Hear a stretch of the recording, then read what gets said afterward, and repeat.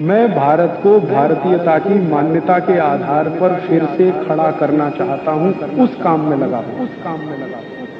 सबसे पहला नियोजन, संस्कारी बच्चा अगर चाहिए, प्रतापी बच्चा चाहिए, आपको समाज कर्मी चाहिए, धर्मनिष्ठ चाहिए, राष्ट्र प्रेमी बच्चा चाहिए, तो सबसे पहला नियोजन संयम पालना पड़ेगा। ये सबसे पहला नियोजन। बिना संयम के अच्छे बच्चे नहीं हो सकते, तो संयम आपको अपने जीवन में रखना पड़ेगा। और वो संयम रखने का तरीका क्या है? संयम रखने का बहुत सरल तरीका है, ज्यादा समय ब्रह्मचर्य का पालन करना।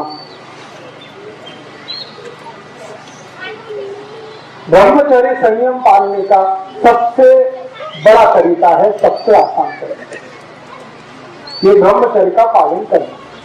अभी मेरा जो फिजियोलॉजी और एनाटॉमी का अभ्यास है, विज्ञान का जो अभ्यास है, उस अभ्यास के हिसाब से मैं एक जानकारी देना चाहता हूं। इस जानकारी को आप गंभीरता से सुने, स्वीकार करें। स्त्री के लिए संयम पालना बहुत आसान है, पुरुष के लिए नहीं।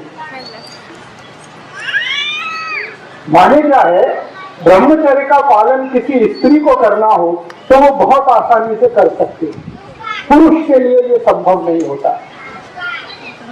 क्यों? इसलिए कि ईश्वर ने स्त्री का शरीर ऐसा बनाया है जो पुरुष से ज्यादा अच्छा है क्वालिटी में। कुछ ऐसे हार्मोन्स हैं, कुछ ऐसे केमिकल्स हैं जो स्त्री शरीर में ही हैं, पुरुष शरीर में नहीं है। और वही हार्मोन स्त्री को ब्रह्मचर्य पालन करने में मदद करते हैं। तो स्त्री को ब्रह्मचर्य पालना अगर करनी है तो वो उसके लिए बहुत सहज है, सरल है, बहुत आसान है। जैसे हमारे जीवन के बहुत सारे काम हम सहजता से और आसानी से करते हैं, वैसे ही ब्रह्मचर्य का पालन और संयम का पालन किसी भी स्त्री को बहुत आसान है। पुरुष को उसके लिए प्रयास करना पड़ता है, स्त्री वो बिना प्रयास के ही कर सकती है।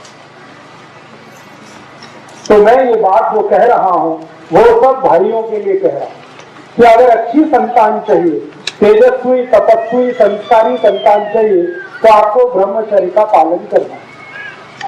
अब ब्रह्मचर्य का पालन करना है तो इसका मतलब क्या है? इसका मतलब सीधा सा ये है कि आप अपने जीवन का थोड़ा ऐसा नियोजन करो जिसमें ज्यादा आपको स्त्री के साथ संसर्ग ना करना पड़े। साल में 1 या 2 बार करें तो सबसे अच्छा, नहीं तो महीने में सिर्फ 1 बार। ऐसा आपको अपने जीवन में कुछ नियम बनाना पड़े। इस नियम का पालन करने के लिए संकल्प चाहिए। संकल्प के लिए आपको एक औषधि की मदद लगेगी, तो वो आप याद रखिए, वो औषधि है आल का रस। आल, अदरक। तो अदरक का टुकड़ा अगर मुंह में रख के चूसते रहें तो ये हमारे संकल्प को मजबूत करने में बहुत मदद करता है।